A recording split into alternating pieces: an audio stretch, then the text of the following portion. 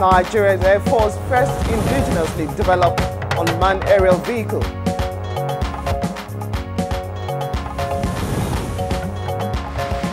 Committee of National Economic Council to interface with NNPC on correct price of petrol.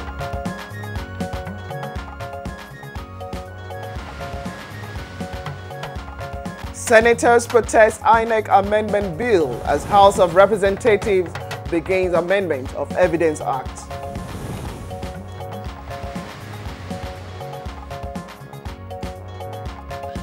On Good Morning Nigeria today, we focus on the rising prevalence of malaria in Nigeria, plus the fall of Jacob Zuma and the rise of Cyril Ramaphosa.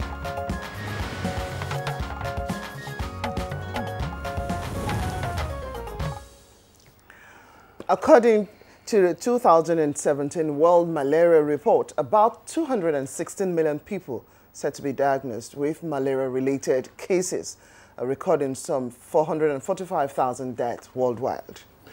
Now, the National Malaria Elimination Program of Nigeria has a report which indicates that Nigeria accounts for 29% of global malaria burden, and this is not surprising, also on account of the country's population that is largely at risk of the disease. Now, malaria is said to be responsible for the death of over some thousands of people yearly in Nigeria, with an estimated some recorded estimated cases running to millions.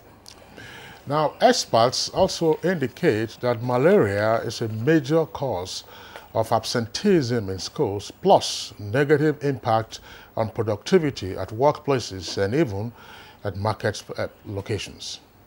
You're quite right, Kingsley. Now, a report also from the Society of Family Health is indicating that Nigeria is losing close to $3 billion, that's US dollars, yearly to malaria due to out-of-pocket treatment as well as prevention costs. Now, the Rollback Malaria Partnership report says that Nigeria is among 3 countries now with the largest increased cases of the disease, which is already jeopardizing the gains that had been recorded since the year 2000. Oh. For such gains, also there are the other side of it, is as if there are drug resistance issues now and some other areas of where we have endemic situation, and people seem to be under the scourge of this rising incidence of malaria. So why are the rising cases of malaria in the country, you may want to ask, and what could be responsible for this, despite all the intervention from here and there, especially you talked about the Rollback Malaria Program and other interventions that have been put in place. Now, what are the challenges to malaria control programs, and what should be done going forward to end this scourge? Now, this will form part of our focus today on Good Morning Nigeria. And I'm sure you want to look forward to the other side of it as well. What's the second topic? That's right. We are also going back again to South Africa, where there have been developments, all week. The exit of Jacob Zuma as president, of course, he was forced literally to resign. Exactly. And the ascendancy of Cyril Ramaphosa, who was deputy president, and also much earlier, it was a labor activist who participated in the decolonization struggle in South Africa. Well, as usual, you find our companion segment coming on the program, parts of the program, and this includes the newspaper review. We'll take a look at business, sports, foreign, and entertainment news. But before then, here's Miriam Akpata with the news. By the way, my name is Blessing Abu. And I'm Kingsley Osadolo. Thank you for being with us. We are broadcasting live here from the Abuja headquarters studios of the Nigerian Television Authority. We have the morning news highlights now, and our guide is our colleague Miriam Akpata. Well, good morning, Blessing and Kingsley. Nigeria's first indigenous developed unmanned aerial vehicle called Segone, a product of ingenuity by the Nigerian Air Force, has been formally inducted into service. President Muhammadu Buhari, who performed the ceremony in Kaduna, described the feat as a significant milestone in the nation's technological development enterprise. Meanwhile, President Muhammadu Buhari is in his ancestral home in Daura, Katsina State on a private visit. Mindset to addressing indigenous technological need. Be rest assured of this administration's support towards the attainment of greater technological milestones for our nation. President Muhammadu Buhari has congratulated Mr. Cyril Ramaphosa on his emergence as the President of the Republic of South Africa. The President also felicitates for the African National Congress, ANC, the government and people of South Africa on the peaceful transfer of power and resulted in the election of President Ramaphosa. The Nigerian leader salutes the leadership and statesmanship of former President Jacob Zuma and wishes him the best in his future endeavors. President Buhari looks forward to working with the new President of South Africa and to enhance cooperation of the governments of Africa's two leading economies. Vice President Yemi Osinbajo says for democracy to work for Africa, the elites need to strengthen the institutional framework that is reliable and trustworthy. The Vice President was speaking at the inaugural flagship lecture of the Kuka Center in Abuja, where President Nana Akufo-Addo was the guest speaker. Concerning state building, to wit the capacity of governments to deliver on the rule of law, law and order, good governance, and social goods, it is clear that extreme inequality, weak systems of justice, the absence of the rule of law, lack of state capacity to maintain law and order put nations constantly under a real threat of coming undone. And that is the African story.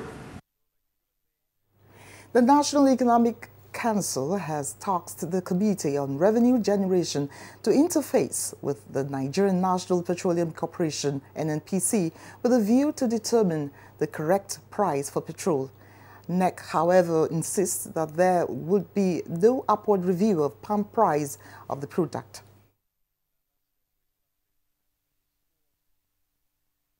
Committee has been charged with the responsibility of interfacing with the NNPC with a view to determining the correct price for PMS. Senate plenary for Thursday, 15th February, was suspended due to what it described as an unconducive atmosphere for sitting. But plenary of Wednesday, 14th February, was held, during which about 10 lawmakers staged a walkout during proceedings. The issue of concern bothers on various sections of the harmonized version of the Independent National Electoral Act of 2010 Amendment Bill 2018. The House of Representatives is considering a bill for the amendment of the Evidence Act of 2011, which proposes, among others, issues to accommodate modern developments in the admissibility of confessional statements of the accused persons. The bill was being passed for second reading.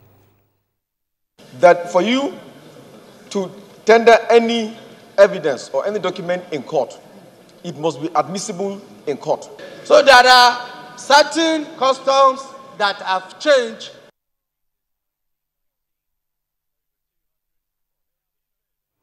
Minister of Labour and Employment, Dr. Chris Ngige, has inaugurated a panel to investigate the alleged misappropriation of 62 billion naira at the Nigerian Social Insurance Trust Fund. 6 serving directors have been directed to proceed on 30 days compulsory leave. Panel of inquiry is expected to unearth the administrative machinery that made it possible for such a colossal looting of money to take place in that organization. We assure you that this job will be well done. Well, that's the news for now. Good Morning Nigeria continues with Blessing and Kingsley after this break. Unemployment, notably youth unemployment, features strongly in our party's manifesto. We intend to attack the problem frontally through revival of agriculture.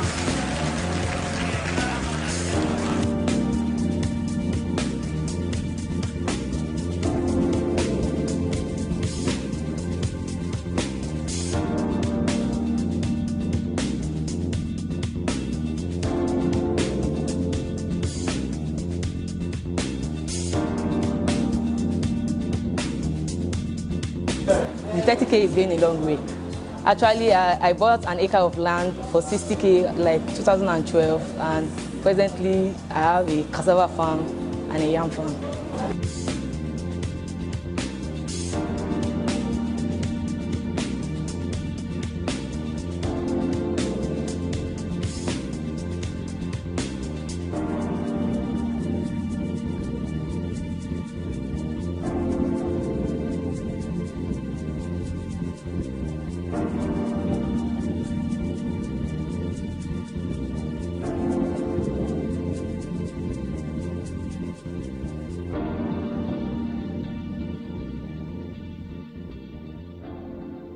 Reorganized, trained, and fully equipped, we are the new improved Nigeria Police Force. We fight crime, we bust syndicates. Whatever the crime, wherever the hideout, the Nigeria Police Force will get you busted. Stop kidnapping, armed robbery, murder, pipeline vandalism, and other criminal activities. Be productive. Be security conscious. Join the police force to secure your life and property. This message is from the Nigeria Police Force Public Relations Department. Uncle, now sick people boss be this, so. Everybody, take Comix for a call. Yes, now, just here, drink. Comix, now easy to use solution for itchy cough. Comix, easy to use. Carry waka. Your perfect family is under threat by germs. Infectious diseases are now the world's biggest killer of adults and children. Every day, 16,000 children under the ages of 5 and thousands of adults die from infectious diseases. These infectious diseases are caused by germs. They are everywhere. An average human being comes in contact with over 1 million germs daily.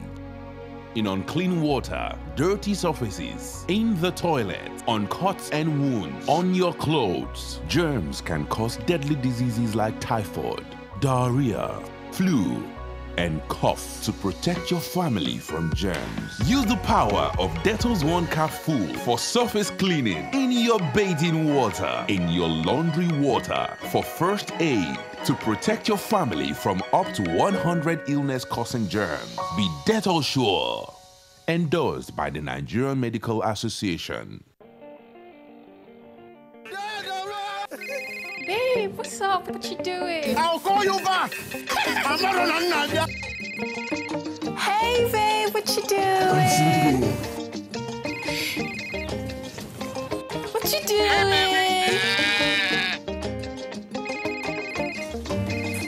What you doing? Hello, baby.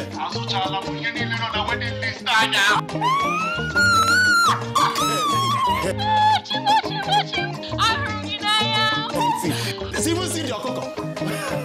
Even Uncle is here. Thank you so much. Get 10 times your recharge value to call and browse anyhow. Recharge with *220 star the pin hash to enjoy this offer. Available to new and existing subscribers. Babe,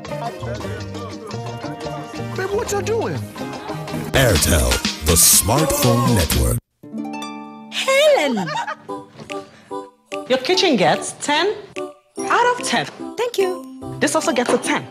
Should we see the toilet now? Sure. This gets just 1. It is clean. But not perfect 10. Better than my detergent and bleach? Impossible. Challenge? Try the new Apic 10X. Compared to bleach and detergent, Apic sticker formulation removes yellow stains times better, giving you a sparkling clean toilet. Wow. Now you also take that Apic 10X challenge. Also available in 200 ml pack. Whenever pain occurs, you want quick relief. Try Nurofen Express. It goes to the source of pain and gets to work in under 15 minutes. That's why Nurofen Express delivers fast and effective relief.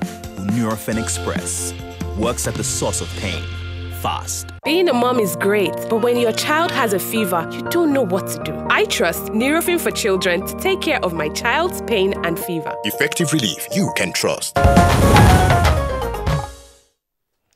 You're welcome back. If you just joined us, the program is Good Morning Nigeria. Time now for the business report.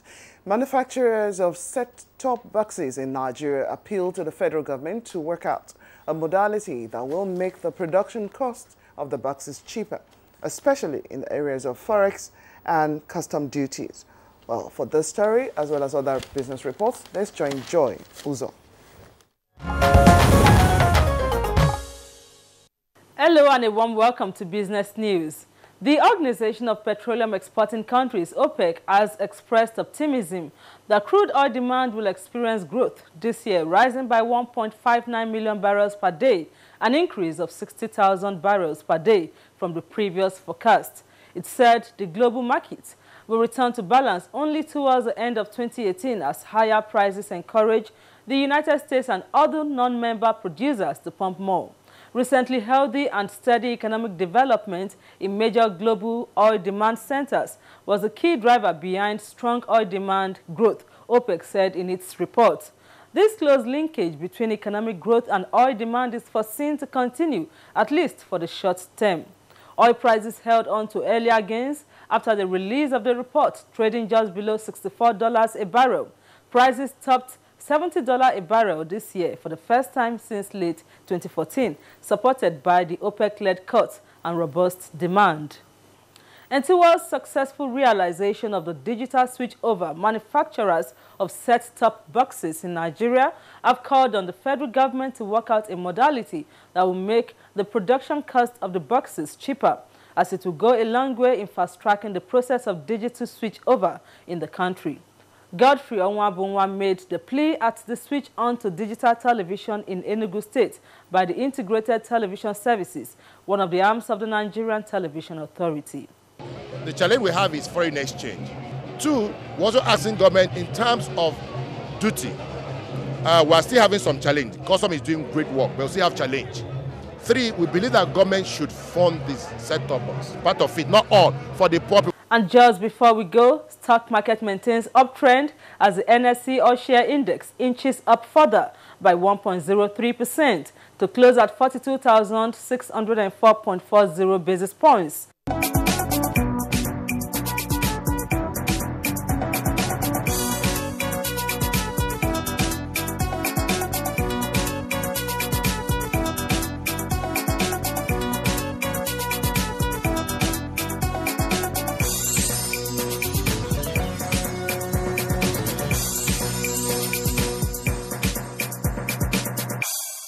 That's it on Business News. Good Morning Nigeria continues. Thank you very much, Joy Uzo. Time now to take a look at some of the stories making the front pages of our newspapers today.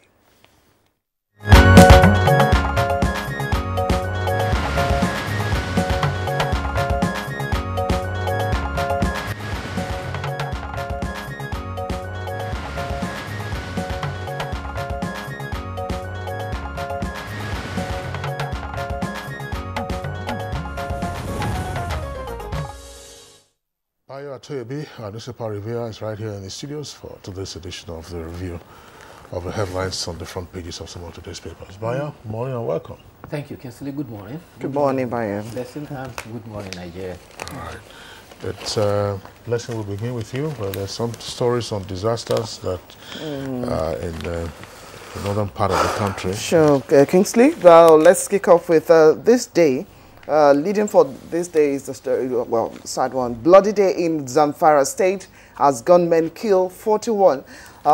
Two riders to that story. One from the police said it's conflict among hunters, vigilantes and bandits. And also the federal government orders deployment of troops in troubled states. Okay, quickly now to other stories. Federal government announces offering of $2.5 billion Euro bond. That story too is on the front page of this day. Starts right there but continues on page 12. Let's see what leadership has on the front page. Federal government to review fuel price. Oh, that's just below the nameplate for the leadership. Now, leading for the leadership, President unveils first made in Nigerian drone. More details on page 6. Kingsley.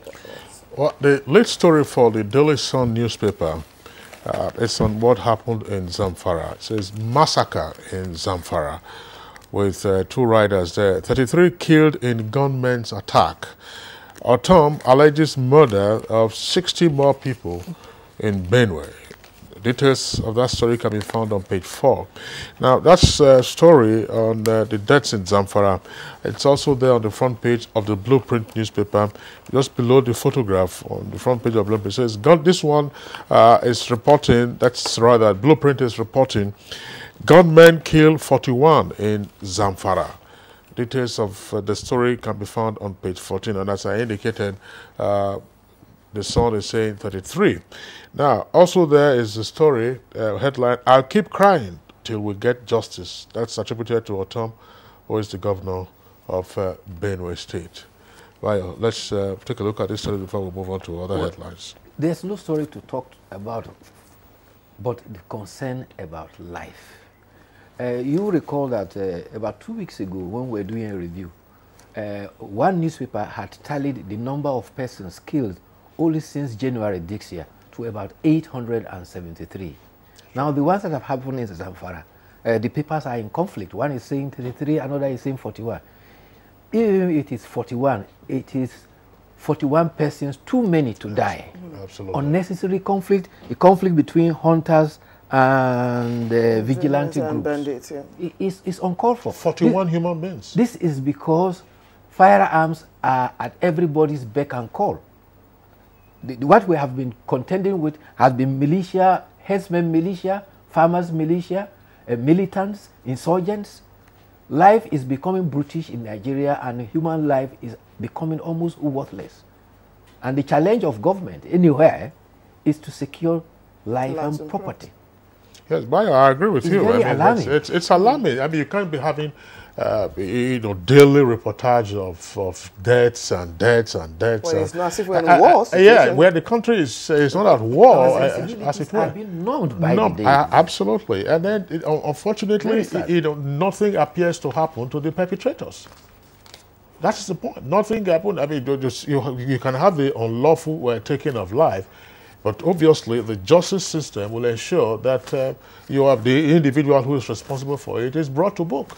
But in this case, the reports just indicate that, certainly the figures are in their tens and more, and it happens today. Next week, of course, when you are taking a look at the papers, at some point you will also find reports of one number of persons killed and in different parts of the country. Yes. Virtually no exception, Bayo. Like you said, just becoming normal, and we just move on as if as if nothing is happening. I think we must, as you indicated, all the stakeholders, must rise up to this challenge. It could be anybody.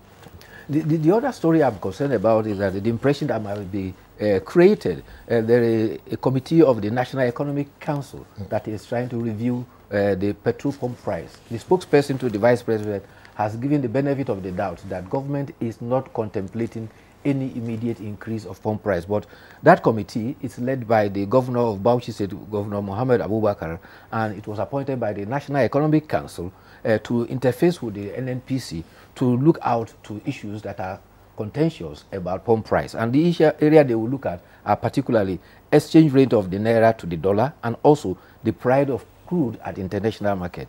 You will recall that by the time crude oil petrol pump price was raised to 145 naira, May 2016, the exchange rate of the dollar to the naira then was 425, and the crude oil was then sold at the world market at $45 per barrel. Today, crude oil is about 60 or 60 plus per barrel, and the exchange rate is about 360. So it concomitantly, the price at 145 is certainly not realistic. But however, the NNPC is not subsidizing petrol. If you say they are subsidizing, you'll be inviting the wrath of the National Assembly. What they are doing, it is described as under recovery. Well, for this day, still the story on fuel scarcity is what is reported just above the nameplate. We have it as captioned this way.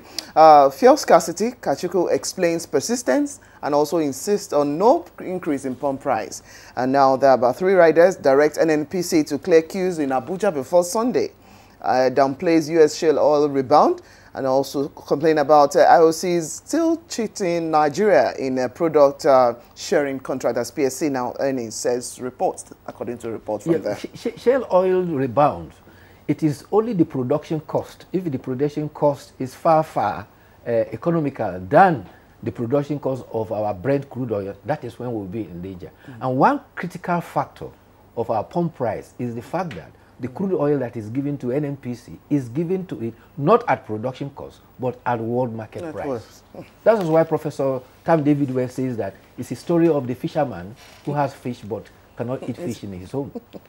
All right, let's, the Daily Sun, there's a photograph on the front page of the Daily Sun newspaper, and the caption says, "Fall of South African President.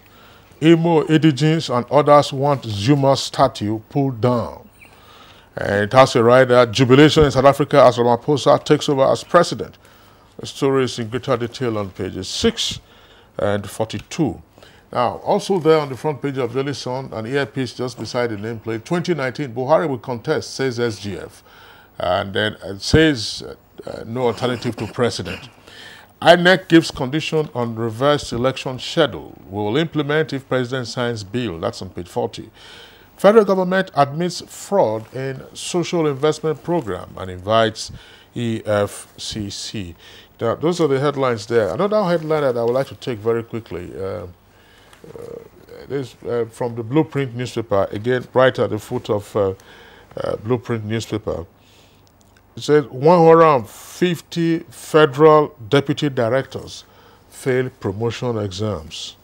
That's on page 9. And $1 billion not enough to fight Boko Haram in Northeast, according to a commander. Just to add to that on the Northeast issue, at the foot of the leadership for today, we have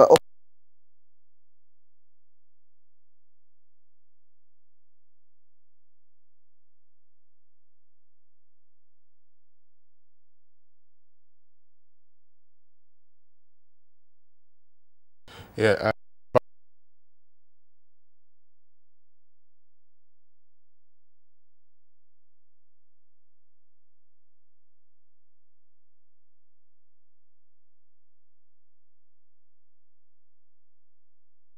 Two earpieces.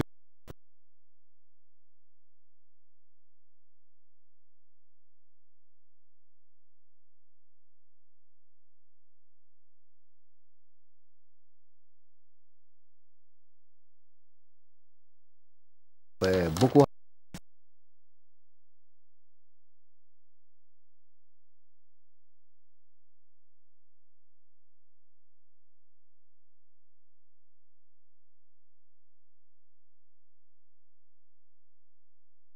Adoli.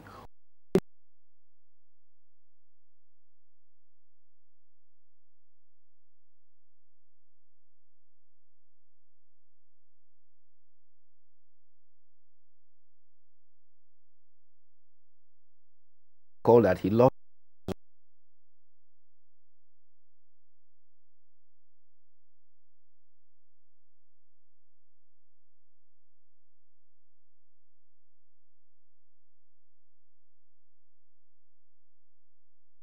or not.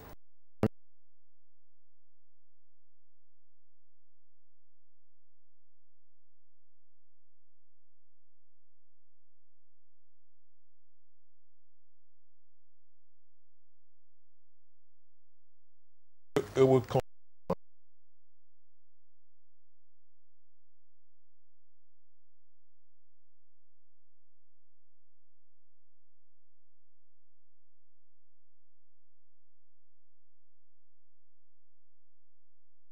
Unity.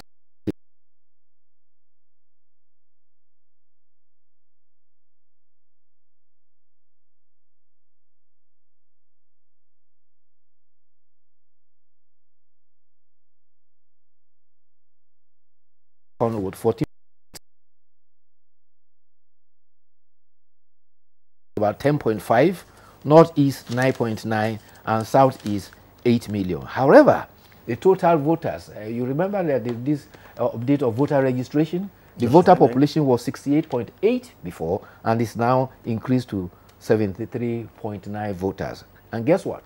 Like, for instance, the 2015 presidential election, only 28,278,083 voted for the presidential election. That was the valid votes. That's right. So it's quite far less than the 63 that was registered. Now we have 73. So get your voters registered card and make sure you are ready to vote. The Nigerian pilot has an editorial, "Time to Fix the Roads." That story is on page 3. Sorry, the editorial is on page 3, bio. Yes, roads fixing. The road fixing that's been going on are on 2 categories. There are those that are federal roads that are very badly abandoned over the years that have been completely reconstructed. There are other roads too that are being managed by the Federal Road Maintenance Agency, FERMA. But all this exercise that has turned the nation into massive infrastructure reconstruction site now will come to naught unless the rail system is affected. Why? Heavy haulage is what destroyed our roads. Conveying billets, metal steel across the steel rolling mills, conveying cement and petrol is what has decimated our highway. For instance, currently, one of the complaints by those who freight petrol from Lagos across to the country say that between Jeba and Mokwa, a distance of about 100 kilometers, which would normally take 45 minutes, they spend 3 to 5 hours before they are able to traverse that route. And guess what? That route is under construction, and those haulage vehicles are still destroying those vehicles. Where bridges, where to go? So, unless we reactivate the weight control on the highways, which have been abandoned, we are still going to kill those roads in no distant future. All right, Payato Ibi, thank you very much. That's the much you can take with the review today. We'll see you again on Monday. Monday, I look forward to it. Wish you a pleasant weekend. Thank you very much. All right, we'll go on a break now. When we return, we'll take the first part of our discussion when we return from this break. Hate speech is not a joke. It incites genocide and crimes against humanity. Most of Africa's civil wars are caused by hate speech from one tribe against another. We don't want it here. The Nigerian government stands firm against hate speech. I was distressed to notice that some of the comments, especially in the social media, have crossed our national red lines by daring to question our collective existence as a nation. This is a step too far. One nation bound in freedom, peace and unity. Nigeria, one nation, one people. This is a public service announcement brought to you by NTA.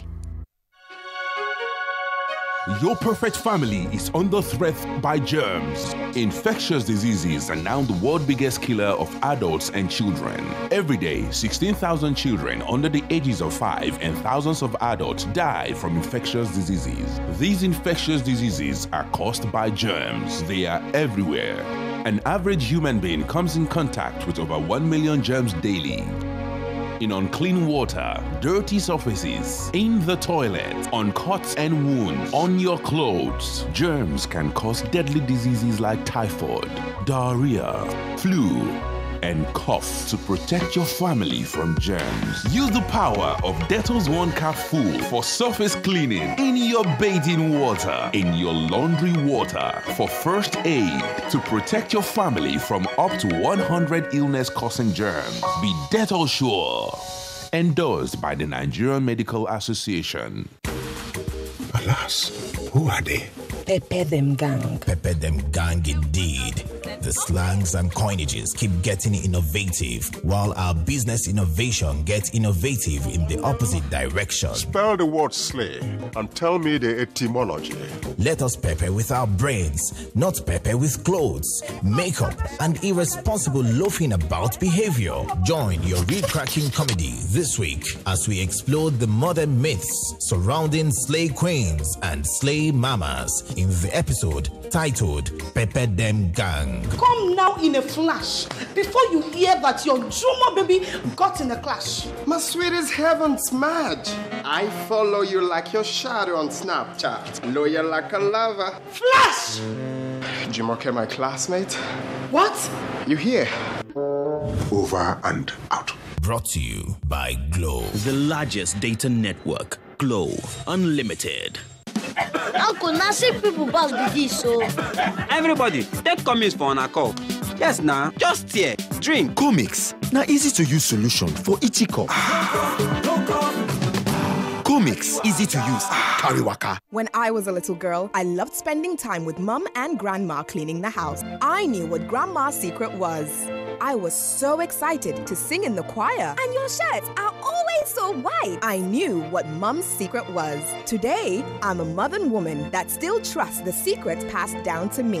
It's Jik, of course, the trusted bleach which can be used all around your house for amazing results. Shh, it's our little secret. It's no secret. Jik removes 101 stains. Just Jik it. What makes a Nigerian mom powerful? I encourage my kids to learn new things. And if they get hurt, I rely on the power of my Dettol's 1 capful to fight germs. My family needs protection from germs. I use the power of Dettol's 1 capful to disinfect surfaces and clothes. I trust the power of Dettol's 1 capful for bathing. The power of Dettol's 1 capful protects from up to 100 illness-causing germs. Be a powerful Nigerian mom with Dettol. Be 100% sure.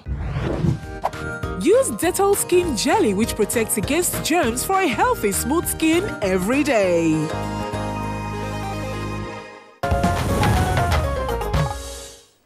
Welcome back to kickstart our discussion, which is the first part, taking a look at the recurring trouble with malaria. Let's join Oyeyemi Ajayi, who has put together, I beg your pardon, Timothy Yusuf, who has put together this package for us. Malaria is a dangerous disease transmitted by mosquito bites. It is said to be the 3rd leading cause of death for children under 5 years worldwide, after pneumonia and diarrheal disease. Findings show that worldwide, malaria affects 3.3 billion people, translating to almost half of the world's population in 106 countries. The World Health Organization estimates that 216 million cases of malaria occurred in 2016, with substantial cases in the African region. The estimated global tally of malaria deaths reached 445,000 in 2016 compared to 446,000 the previous year. The African region continues to bear an estimated 19% of all malaria cases and deaths worldwide. According to WHO report, Nigeria, Democratic Republic of Congo, Ethiopia and Uganda account for nearly 50% of the global malaria deaths. Therefore, malaria is said to be the 2nd leading cause of death from infectious diseases in Africa after HIV and AIDS. Statistics from National Malaria Elimination Program shows that Nigeria accounts for 29% of the global burden of malaria and has the highest number of cases and deaths than any other country, highlighting the need to focus on treatment as well as prevention. Nationwide, malaria prevalence varies widely, ranging from 14% in the southeast zone to 37% in the northwest zone. Society for Family Health report indicates that Nigeria is losing $3 billion to malaria yearly due to out-of-pocket treatment and prevention costs. So, why the resurgence of malaria in recent time? What exactly can be done to change this narrative? Are the relevant authorities on top of the situation? Answers to these questions and others will come shortly. All right, thank you very much, Timothy Yusuf, for that background report. Now we have 3 guests with us here in the studios to discuss this issue in greater detail. First, we'd like to welcome Dr. Perpetua Uhomoibi. She's Director, Monitoring and Evaluation of the National Malaria Elimination Program by the Federal Ministry of Health. Dr. Uhomoibi, a pleasure to have you with us this morning. Good morning, Nigerians, and thank you for having me here. Also here with us in the studios is the Malaria Program Manager of the World Health Organization, Linda Ozo. Linda, it's a pleasure to have you with us on the program. Thank you very much. Good morning, Nigeria. We also have in the studio this morning Dr. Danjuma Nkami Umbo is a consultant physician at Maitama General Hospital here in the Federal Capital Territory. Dr. Mo, thank you for joining us on the program. Thank you. Good morning, Nigerians. Okay, all right, let's begin with Dr. Lindas of the WHO. Is malaria staging a comeback around the world? Well, malaria has been endemic in most countries, especially in the African region. And currently we have about 106 to 8 countries that are endemic with malaria. And I wouldn't say it's a comeback, but the World Malaria Report shows that we are at a crossroad because we had set milestones and targets within the global technical strategy to reach certain milestones by 2020. But where we currently are, we seem not to be heading towards that direction.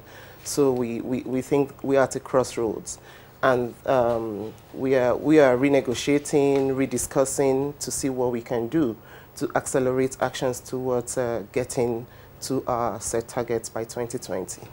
When you say we are at a crossroads, exactly what do you mean? A crossroads means that you don't know exactly where to go to. Left, right, center, just stay there.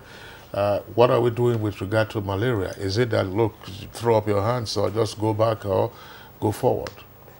There are very scientifically proven tools to defeat malaria. While we know that a lot of countries that are endemic for malaria still rely on donor resources for malaria control, and that leaves us with a lot of gaps in tackling the disease.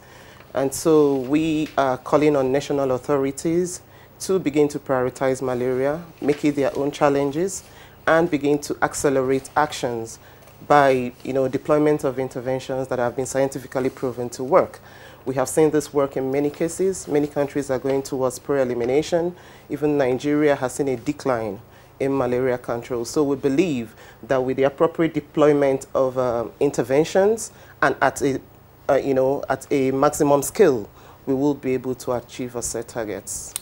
All right, thank you very much, Mr. Ozo. Let's get the view from Dr. Umoibi. Are we at the crossroad too, as a nation, or there is some progress in what we have had as fight against the scourge? Thank you very much. I would say that for the Federal Ministry of Health, the country has actually articulated a strategic plan, which is to run to 2020 and was expected to bring us to pre-elimination by the year 2020. Unfortunately, like Dr. Linda has said, we have been having a lot of challenges, especially with resource mobilization, to achieve these set interventions that we know would actually lead us to achieve our targets. So one of the major challenges is resources, funding from it. And like he said, there's been a lot of stalling of donor support, and most of our malaria program is donor funded in Nigeria. So beyond the funding, really, because if we said we've climbed down at a point, remember the issue of the intervention with the rollback malaria program. So are we saying that we're kind of stalled in the progress that the other intervention made at any point? No, we are not stalled, but if we don't, accelerate our intervention, we are at risk of reversing the gains that we have made so far. And I do say that for Nigeria, we actually have made a lot of gains in malaria control. If you look at the surveys that we have been doing, which is called the Malaria Indicator Survey, we did one in 2010, and the most recent one was in 2015. And it showed that there was a significant decline from 42% at the national level for prevalence in under 5 to 27% in 2015. So that was a remarkable decline in the prevalence.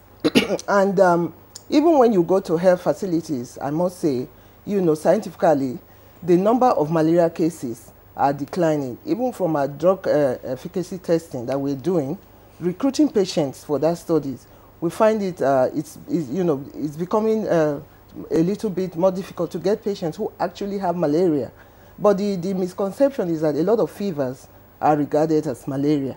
But in actual fact, we are seeing a decline in the country, and I wouldn't say that we are stalled, but we need to continue to do more in terms of funding so that we can continue to scale up the intervention. Otherwise, we'll reverse the gains. Okay, well, we have one with the health facility management here. Let's get the view from Dr. Mo here. What is the greatest or serious threat to clinical management as well as the treatment of malaria? What have you found out? Well, we in the clinical aspects, the challenges that we usually face in the management of malaria generally is a late presentation. Particularly in the younger age group, 5 years and below. And of course, as you all know, most of the time, if they present early enough, yes, the drugs are available and are very efficacious in the management of some of these cases. But the rate, as we have just noted, it is on the decline. Decline in the sense that many of the mothers are using the preventive measures, especially the nets, for their children. So the rate that we used to see before now has completely gone down. When we say up to age 5, is it only persons who are up to age 5 that suffer from malaria? What about those age 5 and above? They don't come under malaria attack? They do, certainly. But the survey that I quoted is for, we are using that to track because, those children, they are most susceptible. The pregnant women and children under 5 are most, they're vulnerable at risk for the complications and death from malaria. And so when we do this survey, we track it there because of their level of immunity as well. So we can actually know the picture because, the older people get, they develop host immunity at some level, so they can actually have parasitemia, that's malaria parasite in their blood, without exhibiting the symptoms of malaria. If they have not developed immunity, what is happening to the productive workforce with regard to malaria, Dr. Ozo? The productive, sorry? Productive workforce. Because I'm not saying forget, but if you say 0 to 5 or day 1 to age 5, you are having a decline. What happens to those who are above age 5, particularly the productive workforce, who will be anything from 18 to 60 something? Well, I must say that the malaria control intervention targets everyone. Prior to 2010, 2008, we had a strategic plan that was focusing on vulnerable groups, that's under 5 and pregnant women. But having reviewed the strategic plan, it's now for universal coverage, means that it's targeting everyone, the old, the young, the mothers, the fathers. And this is because everyone is equally susceptible. And the workforce, like during the narrative, we heard about the population and how much we lose to malaria. So it's not that we are targeting children, it's just that for the purpose of this survey, we use children as proxy to estimate what the malaria prevalence is in the country. So for interventions, everyone is being targeted. I'm sure you may have come across net campaigns. There are a lot of campaigns that are being put forward, and this is to make sure it's targeting the household, everybody within the household. So malaria intervention is actually targeting everyone, not for children under 5. What are the specifics of some of the intervention programs? So malaria interventions can be broadly grouped into preventive, treatment, and of course some other supportive interventions. And under the preventive care, we have vector control, and this is targeting the mosquito itself, the vector carrying the parasite, the malaria parasite. So within the vector control, we have the use of long-lasting insecticidal nets. We also have as a strategy the deployment of indoor residual spraying, and some other environmental and larval source management. And also, as part of the preventive mechanisms, we also have the use of what we call seasonal malaria chemoprevention. Seasonal malaria chemoprevention is not suitable for everyone. It's specific to areas that have very seasonal transmission, like in the Sahelian belt. So states within the Sahelian belt, we go in with seasonal malaria chemoprevention.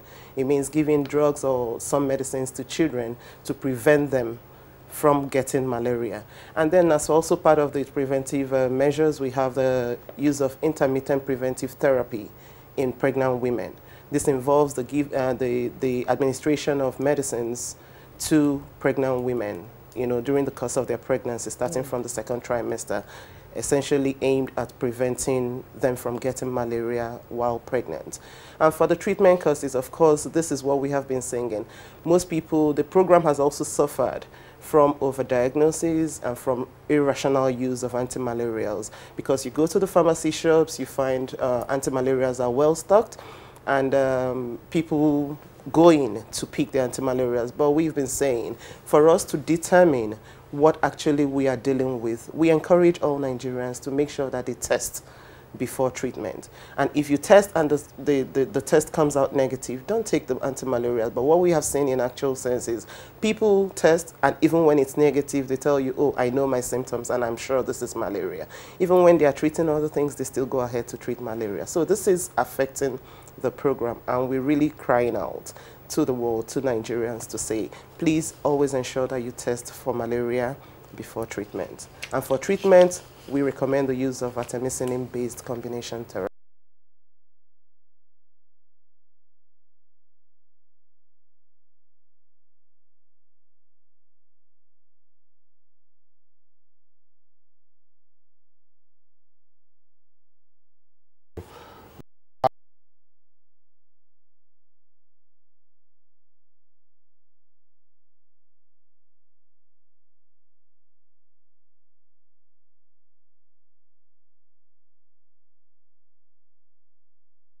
Is at risk?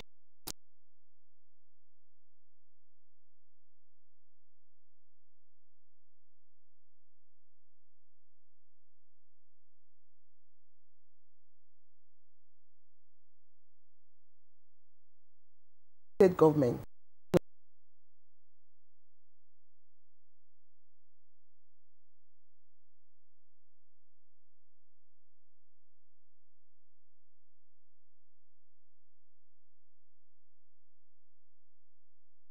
States need to do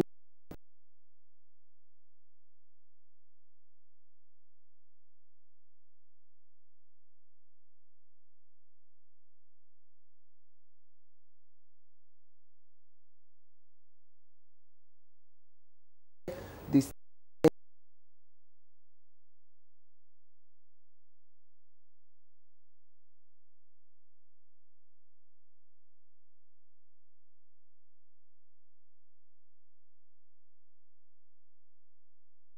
Implementation.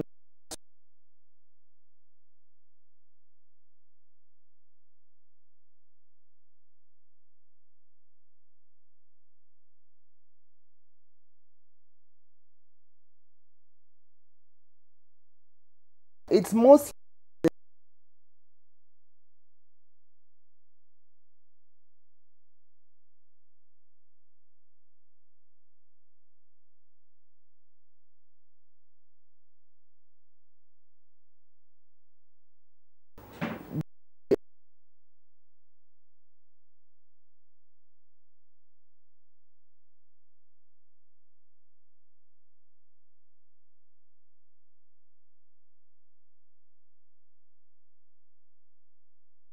of treatment.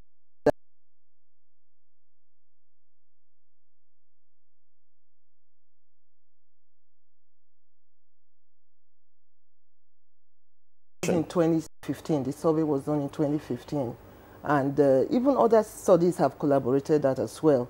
So that's where the high. If you go down to the south, you know, where the prevalence is declining, you know, significantly. Maybe also it has to do with urbanization to some extent, because you know that malaria, it's also a disease of poverty. How is malaria a disease of poverty? Because, you know, when you look at it, you know, the environment where malaria thrives, if you go to most of these urban slums and rural areas, it's you know, they encourage breeding of mosquitoes. The living environment, the living conditions encourages, and they don't also, they cannot afford the protective measures like the nets, and then even seeking health care, affordability of that. So that's why the government is trying to go into these mass campaigns to reach out to all these parts of the countries, to distribute nets to them to be able to protect them. So if you go to part of the very remote parts, they don't even have doors and windows. So, you know, mosquitoes go in and out. No, even the ones in town. Yes, even the ones in town. What have the genes got to do with susceptibility to malaria, Dr. Mbo? Well, the studies have shown that in West Africa generally, because of the elaborate presence of malaria within the sub-region, there are genes, individuals have developed genes that help them to ameliorate the severity of the disease. Most of the time, we know that by now we have about 4 to 5 types of malaria. But the PVVAX and the Pilovel, those ones are largely absent within our sub-region because it's been found out that there's a Duffy antigen which is supposed to be present on the red cells. Unfortunately or fortunately for some of us, we lack that antigen. So that the species of PVVAX and Ovel, they don't infect people with that. Then you also have the sickle cell traits. That's the hemoglobin AS, which has also been found out that it confers some degree of immunity or resistance to the infection of malaria. So these are the major 2 factors that have helped in reducing the severity of the disease among. So those who are not AS, what happens to them? Well, the majority of those who are not AS, most of the time, because of the endemicity of the parasite, there's usually a baseline or a community-acquired immunity, which has been over the years these individuals have been exposed to. And that is why the disease is a bit more harsher or severer under the age 5, because this group of people are just growing and they've not really developed the immunity that they need to protect them from the severe attack of the disease. But repeated infections of this parasite among the older group tend to confer some degree of immunity. Just like one of my colleagues have just said, immunity also has its own effects. If you don't eat well, if you don't live in a proper, clean environment, you are likely not to develop this immunity. That is where some of the lower socioeconomic people tend to have it a bit more harder. But if you are well nourished and your immunity is built up, the more you are exposed to this parasite, you are likely to develop or build up immunity against it, and the severity of the disease will be less, even when you are a normal, when you have the normal hemoglobin status. All right, thank you very much, Dr. Mbo. Let's get back to Dr. Linda Ozo. Now, another issue that we find out, the issue of drug-resistant malaria. It's as if you try this particular drug today, it's giving you another, in fact, manifesting in another kind of reaction. I wouldn't know what WHO, alongside maybe member countries, are trying to see to actually address this issue. Especially for for situation where we say, okay, we have affordable drugs that could actually, people just go to take anything. Well, what are we doing about drug-resistant malaria, those incidences? Well, first of all, while that remains a threat globally, but for us in Nigeria specifically, we've not, like she mentioned about the therapeutic efficacy studies. This is a study that is conducted periodically to test the efficacy of the drugs that we use against the malaria parasite. And these efficacy studies have shown that the current medicines, the artemisinin-based combination treatments, are very efficacious against malaria. In fact, the last studies showed over 98% efficacy. And that means that the medicines, if we get the quality assured medicines, that they are very good against malaria. However, what we have seen is individuals cannot tell you whether they have resistant malaria. That's the myth. So for us to determine that there's a resistance in the system, it has to go through a series of processes. So what people do is they have fever, and it goes back to the issue of diagnosis before treatment. So people who don't diagnose themselves because they have fever, they take anti-malarials, and the fever continues. It simply tells you that probably the problem was never malaria. It could be something else that is causing fever. And so we know that we have issues of self-medication, overdiagnosis. Even when the diagnoses are done, especially through microscopy, we also have issues of poor readers. So we keep in the program, we emphasize the use of expert microscopists, because there are things you could find, within the microscopy, and people misread. And so sometimes I tell people, anytime you go to the lab, they'll tell you 1+. Sometimes it's not malaria. So we emphasize the use of expert microscopy if it has to be microscopy. But technology has even made it easier with rapid diagnostic tests, which are very sensitive and specific against malaria.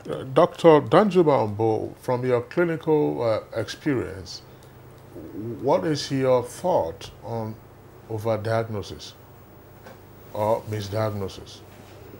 Well, there's no doubt about the fact that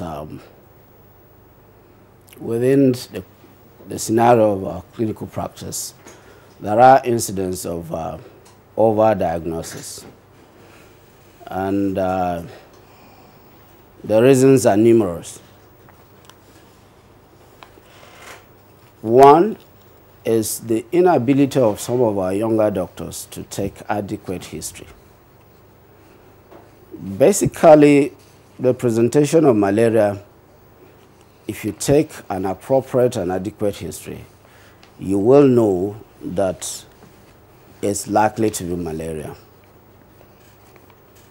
And therefore, you are likely to narrow down your diagnosis to malaria or otherwise something else. Because the presentation of malaria is usually an acute onset, in majority of the instances, cases, and is usually high temperature. You have some instances of chills and rigors. When a patient comes in and he complains of headache without fever, he complains of joint aches without fever, majority will just say, I have malaria. There are instances where a patient will come in and say, my mouth is bitter. That is how my malaria comes. And many of these doctors will just buy into it. But the clinical presentation of malaria is very, very clear. The only problem with that is the fact that most of these patients would have taken all sorts of drugs even before coming to you. So that would have distorted the accurate presentation of malaria. Most of the time they will take antipyrexia, painkillers, take antibiotics. We all know that there are some antibiotics that have some effects on the parasite. So by the time they come, if you're able to take a drug history and also try to find out from the onset before they started those treatments, you will likely arrive at accurate diagnosis and know that this one is either malaria or not. All right, Dr. Mbo, thank you very much. Let's return to Dr. Perpetua Homoembi. In terms of treatment, is it of national concern that malaria drugs are purchased over the counter? And you have all kinds of advertisements, all of them having different names. After some years, you won't see them again. They'll come. These drugs are so commonly available. Is it a national challenge to dealing effectively with malaria? Well, I wouldn't say it's a national challenge because we know that malaria in Nigeria it's a major public health issue, and if you want to start, in terms of looking at the regulation now, I think we are a long way from there now as a country, and so we do want the population to have access, easy access, especially when you look at the rural areas. We want them to have access. But the program is emphasizing that there must be tests before treatment. In other words, like she said earlier, we have rapid diagnostic test kits. And Global Fund, one of our funders, has been, helping us in even procuring, subsidizing the ACTs, that were coming into the private sector, you know, through the Affordable Medicine Initiative. So they were subsidizing it, and these were going to the community pharmacists and the patent medicine vendors in the community, so that people can have access to affordable ACTs. But but we insist that even those who go to the pharmacist should test before treatment, so to be sure that it is malaria, and then before they dispense the drugs to them. But that's not what happens. I mean, even in most urban centers, Dr. Ozo, what's your take on this? Is it a challenge, considering what Dr. Umbo said earlier, that sometimes by the time the patients come to a qualified medical practitioner, the patients would have ingested all kinds of things.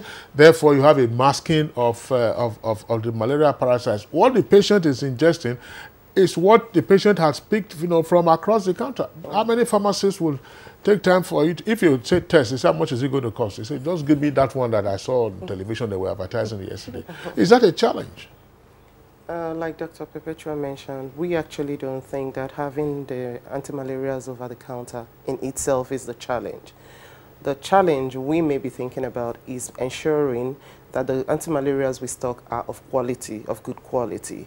Because if we have good quality assured anti-malarials, and people who have malaria pick those medicines and they take them, they definitely will get good results out of them. So what we have seen is that there are a lot of anti-malaria medications out there that are not quality assured. And when we say we're not quality assured, they probably haven't gone through the NAFDAC processes and some of the international processes for quality assurance. So it's important that we emphasize. And the program also has, like we mentioned about the efficacy studies, there were medicines that we used to use in the past for treatment of malaria, which has shown very low efficacy for treatment of malaria, like chloroquines. People still take chloroquines for management of malaria. Chloroquine can be said to, it's no longer efficacious for our malaria. And this is why the program has come up with the ACTs that are more effective against malaria. So the bane is making sure that we have quality assured medicines on the counters, avoid monotherapies. Like you go to the pharmacies, you find artesunates only. I said artesunates only should never be used for management of uncomplicated malaria. And chloroquines are out of it. So any medicine that is not quality assured, ACT, should not be used for management of malaria. So let's get back to chloroquine is still being sold. Well, exactly. Which brings us to the next question. Chloroquine is still being sold across the counter. Yeah, but since 2008, the former Minister of Health had issued, through NAFDAC, issued some memo against sale of chloroquine for malaria management. The thing is, chloroquine can be used for like rheumatoid arthritis. Okay, which still brings us, still in line with that, some of these drugs really are still out there. And if it's not going to make a mess of whatever program or strategy that you are employing at the federal level, what is the program, that's the National Elimination of Malaria now, doing, kind of program? What are they doing to actually go across the states to actually checkmate some of this area? We work closely with NAFDAC, because that is really the work of NAFDAC. So we work closely with NAFDAC to ensure that it is the recommended ACTs that are out there in the pharmacies and the patent medicine vendor stores that are being sold to the public. So, but NAFDAC does go around, you know, to destroy those substandard pharmaceutical products, including anti-malarials. So NMEP works closely with NAFDAC to ensure that the quality assured ACTs are what is available for sale to the public in the pharmacies. And at the same time, we also we also promote, you know, the use, you know, of this medication, these ACTs for uncomplicated malaria, like I said earlier. But you know, they need to be tested. And then the issue of monotherapy, you know, like there are a lot of anti-malarials that are not recommended anymore, like you artesunate, Fancida, Halfan, all those ones. You know, I didn't want to name names, you know, but they are not recommended. So they are no longer, they are not for Nigeria, for the Plasmodium species in but Nigeria. Is the information out there for the public to know that these are no longer recommended? Yeah, the messages are going out through NAFDAC, even through the national program. We have a lot of social mobilization messages and awareness campaigns that are going out through radios and other media sources to educate people on the fact that monotherapies are not effective for treatment of malaria, and that ACTs are the recommended medications for uncomplicated malaria. Well, Kingsley, you know, for those who have stocked some of these products, they will want to actually make their sales promptly. Absolutely. So definitely there's no way, if we say we are not having effective monitoring of some of these pharmacies, or chemists as well have them in some areas. If we left the studios now and went to any of pharmacy, you'll find those lists such as I agree. But Dr. Oh, maybe you mentioned something now that combination therapy is valuable for treating uncomplicated malaria. Dr. Umbo, what is complicated malaria? Well, complicated malaria simply means severe malaria. And that is the kind of malaria that presents with some organ involvement. And there are risks we have already mentioned, the younger age group, 5 and below. But pregnant women are also exposed, and the non-immune individuals are also exposed to complicated malaria. Now, the commonest of it in children is usually a febrile convulsion that can progress to unconscious level. Then you also have severe hemolysis. That is the breaking down of the red blood cells in the system, in the blood vessels, and making it unavailable for the carriage of oxygen for the body tissue metabolism.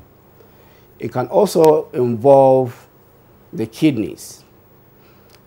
And when the parasite load is very high, between 200,000 to 500,000 per macroliter of blood, you can have, there's a region, the kidney usually have 2 regions, the cortex and the medulla.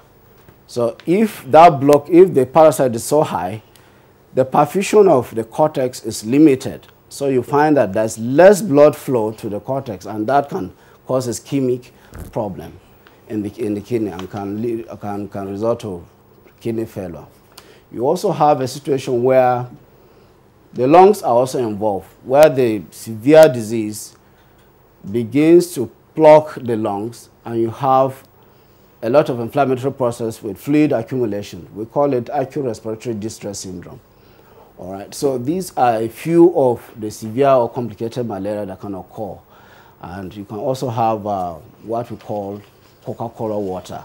That's when there's severe hemolysis, and the hemoglobin that is supposed to be within the vessels is now poured out and is passed out of the urine, and you see it as a Coke water, like Coke water.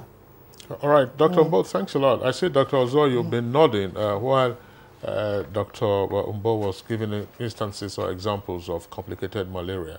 You want to add something to that? No, I think he did justice to it. It's, I mean, complicated malaria simply means malaria that has progressed from malaria that is uncomplicated to involving the organs. And so once any organ is involved, it's complicated. But to mention that the commonest complication of malaria we find, especially in children, is anemia. So most children who have malaria will come down with anemia. And unfortunately, sometimes you don't even detect this anemia because the children, you know how kids are, they could be moving around until they actually get very severely anemic. So as much as possible, we encourage everyone, immediately you find symptoms in your body, seek testing. If you're positive, start treatment. So the program is about starting treatment within the first 24 hours so that it stalls the progression of the disease to a severe form. So when you say start treatment within 24 hours, I mean, if viewers who are watching will get curious, how do you start treatment? You feel some symptoms now. Maybe you are feverish, you have joint pains. For those who are not feeling feverish. Although are not even feeling feverish, could this not also be the result of other factors? So that if you just diagnose, you just go, you walk there. Of course, they will take your blood sample and with all the needle pricks and the pain that will come with it. What is advisable? We're not asking you to prescribe on air because we have all kinds of environmental issues that could trigger some of the symptoms that mimic malaria. Dr. Homoibi. Yes, we advise that, especially for the very young, like we have been saying, and pregnant women who are most susceptible to developing the complications of malaria. Early care-seeking, behavior is essential to avoid progression to the severe form of malaria. So we do advise that when you have fever, especially for young children, take them to a healthcare facility, let them, test them, diagnose if it's malaria, and start prompt treatment with the recommended medications. You keep talking about young children, adults, Yeah, but because adults are you feeling feverish? No, if I was feeling, no, that's not the point. That's the adults we also care. We are looking at the mortality. No, not mortality, but not just mortality, not just mortality. Malaria can slow you down. When we were much younger, as kids, I'm sure you will also have suffered that. You'll be having nightmares when you have malaria. You see all kinds of monsters. Dr. Mbo, responsible for the most cause of absenteeism from work or school. Yes, malaria in Nigeria. We're at work now. All right, so the reason why the severe case is very important is because most deaths result from severity. Is it possible to track, the progression of uncomplicated to complicated malaria? What could be the time lag? I mean, is it that the malaria itself will now be the one ravaging those internal organs? Is it untreated? Well, of course, obviously, to be clear that untreated malaria will make that kind of progression. And before it gets to that progression, depending on how strong the individual is, I'm sure the person would be going. So how long will this transition take? We have an idea? Well, like Doctor mentioned, once you catch them early enough, then ethically we don't look towards that progression. We intend to catch them early enough and treat them so that it doesn't progress to severe cases. All right, so let's take some tweets that have come in. Blessing, let's begin with you. Okay, let's take this one from Omogbola on Babs. It says, a lot of drugs are out there purporting to cure malaria. As at the last count, over 1,000 malaria drugs are in the Nigerian market.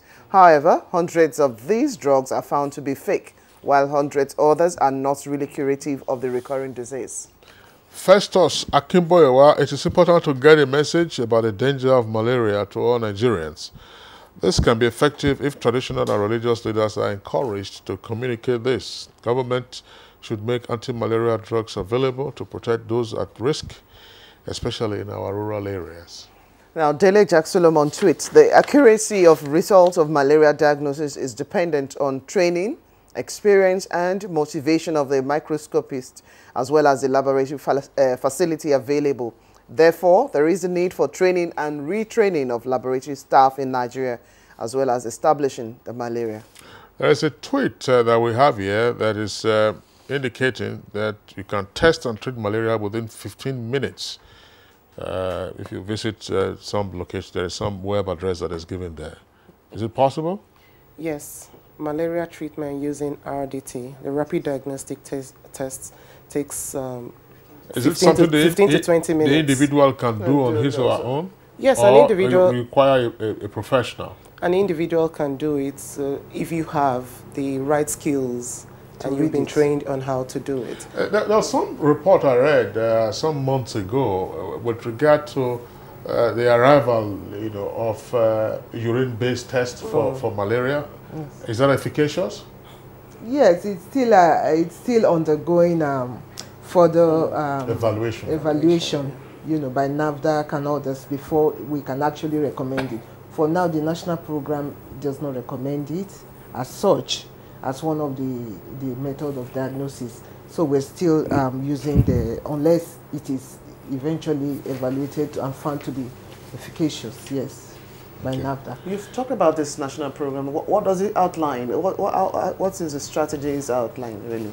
Well, the strategic plan of the program, we have some intervention that we know that are effective for malaria control. Like she had outlined earlier, prevention through the use of mosquito nets, and also through the use of, targeting the vector by larval source management, larviciding of the environment. Unfortunately, that's not much we find in our urban areas. Open sewers, open drainage, and so on and so forth. Yakubu Mbala has this tweet that speaks to it. Preparedness, prevention, and mitigation against malaria spread, such as sanitation, poverty eradication, building infrastructure, can help minimize cases of malaria disease.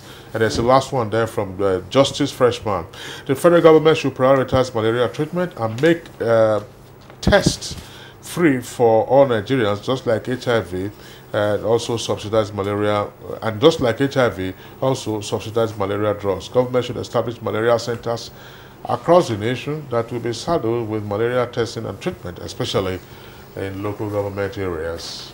All right, so those are the tweets that we will take for now, and that's how we also wrap up the conversation on the recurring problem with malaria in Nigeria. I would like to appreciate three guests who have been with us in the studios. First, we'd like to thank the consultant physician at the Maitama Hospital here in Abuja, Dr. Danjuma Umbo. Dr. Umbo, thanks a lot for being with us this morning.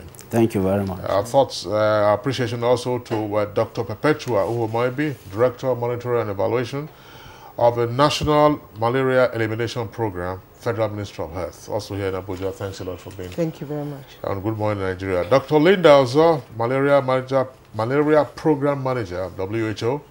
Thanks a lot for being on Good Morning, Nigeria. You.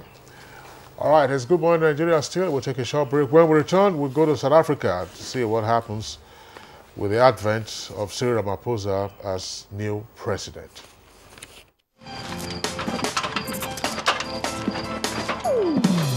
Oh boy, climb this thing now. No be only to connect lights. Come you and yourself now. Now wow. Oh boy, calm down now. Oga Kasali electrician, who would they look for with this? Oh, Oga Kasali, come help us fix this wire now. Sorry, I no longer carry out illegal connection. It puts the lives of people at risk and can cause fire outbreak and disrupt power supply. I will never be part of anything that has to do with this any longer because change begins with me.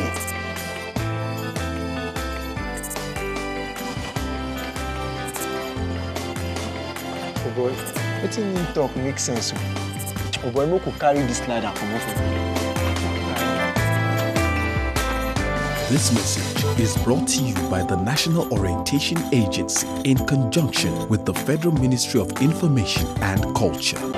If you hear a bomb explosion or gunshots of an active shooter, that might be a terror attack. At such times, always remember 3 action words: run, hide, report. Don't try to run towards the terror scene to save the situation, because there might be a second bomb blast or another attack. Run far away and take cover. Make sure you are safe first. Yes, it is in our nature to sympathize over the hurt, but remember, only trained personnel can help in such situations.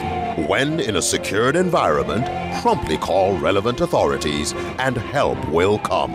For anonymous reporting, call 09630-3250-5 or 0813-2222-106. If you see something, say something. Nigeria unite against terrorism. This message is brought to you by the Federal Ministry of Information and Culture.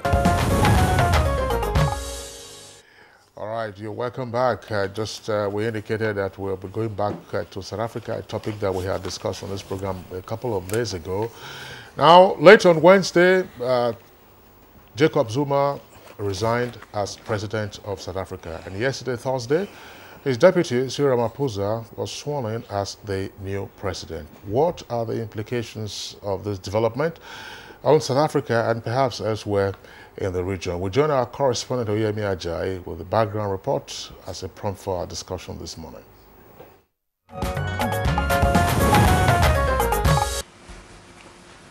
No life should be lost in my name.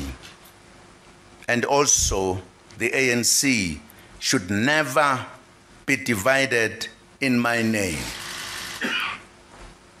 I have therefore come to the decision to resign as President of the Republic with immediate effect. Jacob Zuma announcing his resignation from being the president of South Africa after a series of pressure from not just the South African people, but even his party, the ANC. Jacob Zuma's government was accused of corruption among other allegations, as well as embezzlement of public funds and mismanagement of public office. However, almost 24 hours after his resignation, the leader of the ANC party and business mogul, Cyril Ramaphosa, was sworn in as the new president.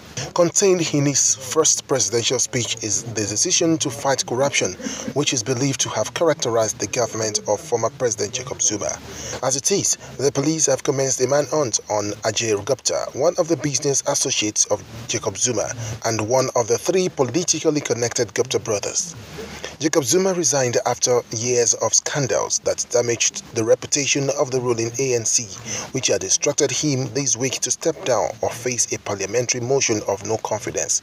Zuma has denied any wrongdoing. Now, could this be said to be the end of the political ambition of Jacob Zuma, who is referred to as the cat with 9 lives?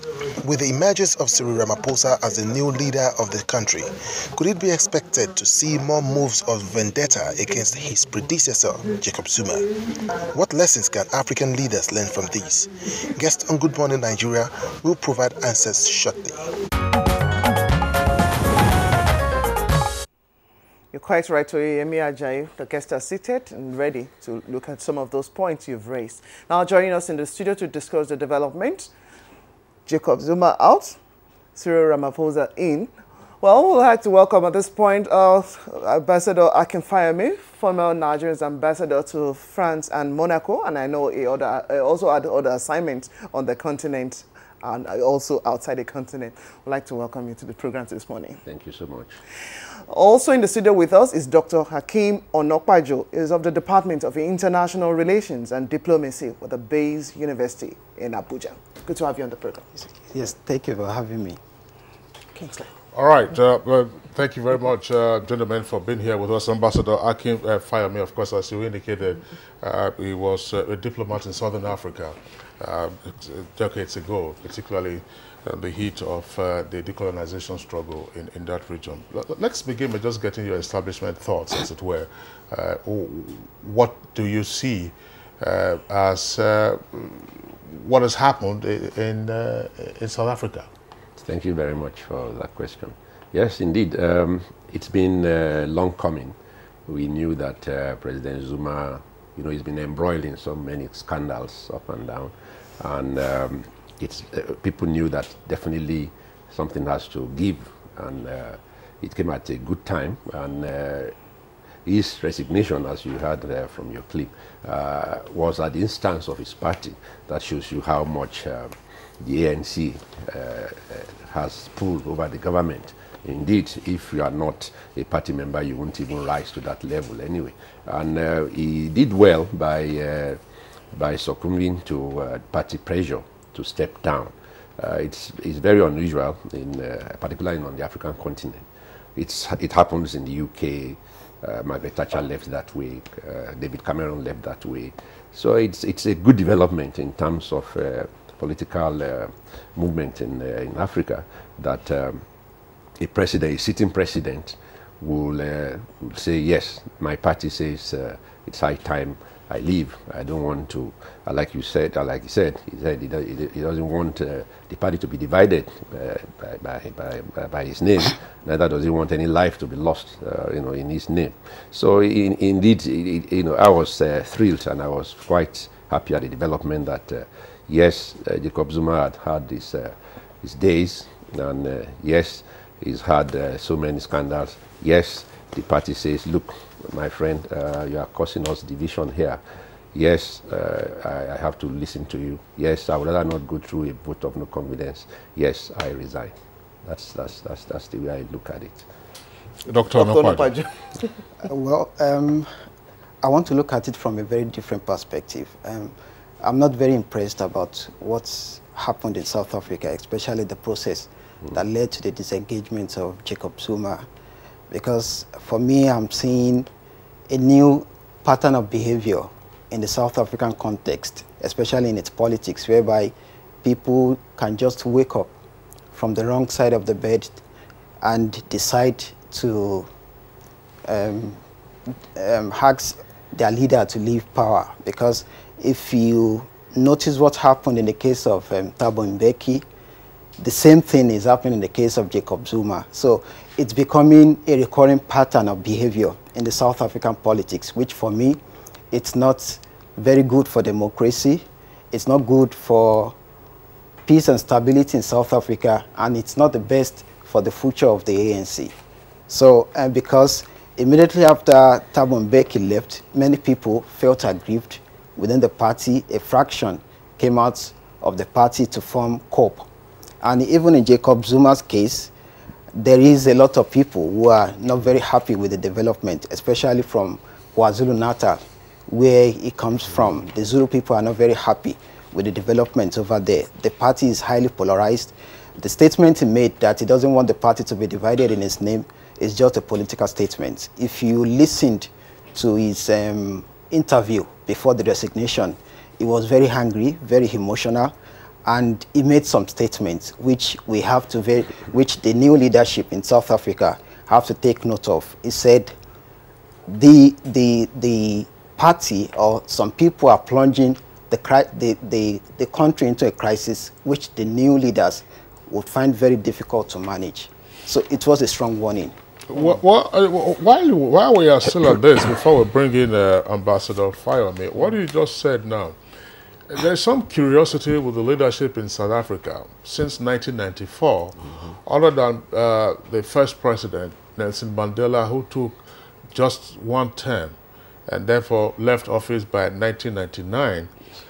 No other South African leader has been able to complete a second term. Thabo Mbeki was handed out, and now Jacob Zuma has also been handed out.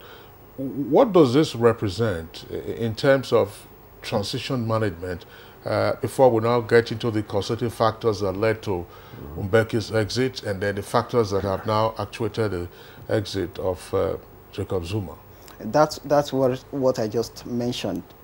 I don't see it as very good in terms of building democratic culture in the country, because people have to learn to respect the Constitution. There is a 5-year term, renewable term for each president in the country. So I don't see any reason why there should be pressure on their president to leave power before the expiration of their time. In the case of Jacob Zuma, of course, there were scandals around him, allegations here and there, but the party, all this while, stood by him when all these allegations were brought up and when votes were held against him at the parliament. The party stood by him throughout the period. So I'm just concerned that what really changed between those times and what happened eventually. So one has to be very curious about what actually changed. And this man kept asking them when they were giving him pressure to leave power that, what have I done wrong? They were not able to present anything against him. So for me, it's not the best for democracy, and it's not the best for the future of the party. All right, thank you very much, Dr. Nopaji. Look, let's get back to Ambassador Fayemi. For many, I believe that the ANC, over time, yes, of course, Zuma is not the first, like we have already pointed out. There have been leaders. Would you want to say, how do we extract the fact that at the point, Jay-Z, or that Jacob Zuma now has already become a political liability on the party vis-a-vis other areas of interest that have been raised in the kind of politics of ANC, from being a liberalist position to actually looking into reforming itself over time? Yes, I'm sure you know the history of the ANC very well. Jacob Zuma has always been there. He's a veteran. Certainly. And right from his days in the MK, Koto Weziswe, that's the armed wing of the party. He was there. He went to jail for 10 years and all that. So he's a veteran of the party. And I will not agree that the party stood by him. You see, because, you know, in fact, if you listen to the statement the party made after he resigned, they gave him kudos, quite all right, that look, you are a veteran, you've been there, you are one of us, we have to give you thanks for what you've done. But you will recollect that during his scandals, there were so many of them. The party, of course, I mean, the scandals were what he did in government, not in party. There is a separation from the party and the government, even though the ruling party has a lot of clout in the government, but they couldn't say, leave. And that was why it was so apparent when they did the party convention in December. His deputy, Ramaphosa, fought or campaigned on the leg of anti-corruption. Said we cannot have this anymore. And he was, Jacob Zuma swung behind his former wife, you know, who he wanted to continue. And that meant he did not support his deputy because he was against him. But the rest of the party, the ANC, supported Ramaphosa. That meant something that they didn't quite want to be behind Jacob Zuma. It was getting too much. You've done your bit, fine, but you don't have to divide us. Like Doctor said, you know, there is division in the party. Who caused the division? Jacob Zuma. Because of the scandals, because of the unemployment, because of the economy. In fact, so many factors, not just scandals. Ambassador Fayed, again, another curiosity in terms of political management. When President Thabo Mbeki was being handed out before he completed his second term, part of the rationalization was that he was too elitist. And that Jacob Zuma, who was his deputy, was more populist. So, I mean, you saw him with the dance and so on and so forth. So, where did the populism go to? That almost, you know, his left office just a step ahead of disgrace. Thank you very much. That shows you that populism is not what runs government. No, people want to see food on the table. They want to see employment. They want to see jobs being created. They want to see the economy booming. They want to see South Africa in the Committee of Nations. You see how, you know, even though it's still debatable how Nigeria overtook South African economy, it was during his run, during his time. Thabo Mbeki might have been elitist, you know, but he ran the government well. They gave him that credit, even though he was not so close to the grassroots. But being close to the grassroots, does that make you run a government? That was the mistake Jacob Zuma made. Everybody liked him. He's a humorous fellow. I met him a couple of times myself personally. And I know that he's a very charming old man. But populism is not what gets government to run. And then if you are popular, there's a limit to your populism that will ensure that you even use that as a factor not to want to disgrace yourself and your government. He went into too many apparent scandals that even populism could not make him get out of. If you saw the clips on TV after his resignation, majority of South Africans were jubilant. What did that show you? That even though he was popular, but they were getting fed up with most of his atrocities, so to say. Dr. Nokwajo, your thoughts on this? Okay, I want to disagree a little bit with Ambassador. Let me start from the last statement you made that a lot of people were jubilant after he left power. Yes, there were some people that were jubilant, but I can also inform you that a lot of people didn't expect him to resign that way. Of course, there were pressures on him. They felt he would stay hang on to power for some time. It was going to, because he promised them that he was going to wait for the parliament to disengage him. So immediately after he resigned, a lot of people felt sad. I monitored comments on Twitter. I have friends there. So they were not very happy. Some people, and they started now saying, well, I feel so touched that Zuma would have to live that way. And of course, there were allegations around him and everything. But Zuma too, there are some positive sides to Zuma. Under Zuma, he widened the space for black empowerment. I also read recently that even under him was able to pay more attention to the issue of HIV/AIDS, and mortality rate was reduced drastically under him, and even in the SADC region, it was able to play significant role in promoting stability in that sub-region of Africa. So everything about Zuma is not totally negative. Indeed. There are some positive sides to it. And even in the case of the party being divided under him, and you see, the election they had at the last conference, it was sharply divided into two, because it was a close call between Ramaphosa and Dlamini Zuma. So this shows that the generality of the party is not against Zuma. It's highly divided. So a huge population in the party are still in support of Zuma, while some part of the party are against him. But unfortunately... All right, Dr. Abuja, that's because we're getting pressed for time. Okay. I would like to bring in Ambassador Fayomi again. One of the key issues, experts and concerned analysts keep talking about the issue of democracy in Africa, strong institutions. How do we locate this in what has played out in South Africa? Earlier you were talking about the separation of the party and government, even though the party forms the government. But the relentless pressure that was on Zuma arose from the anti-corruption drive. In other words, there seemed to have been a separation between Zuma as president and the anti-corruption agencies, arising from his relationship with some Indians, his expenditure on revamping his native estate, and all kinds of things. How is this likely to be helpful in terms of growing the institutions of state that are important in keeping a democracy alive? Thank you. Yes, indeed. That shows you what I said earlier on, one of my comments, that I was impressed by what happened in South Africa, that the fact that the president, the sitting president, could be, to use your word, hounded out of office because of corruption claims. And like the doctor said, these are allegations, even though he has been found not guilty in some of them.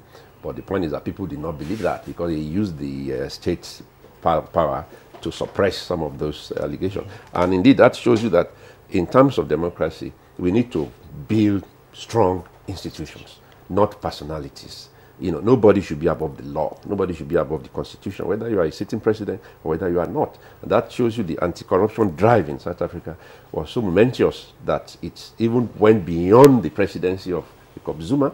It went beyond the solidarity of ANC. If I can say solidarity, I'm not very convinced that the whole of ANC was behind him. I know that the faction of Mbeki and co would not. I saw his interview yesterday. He wasn't gloating, but of course he wanted him to go.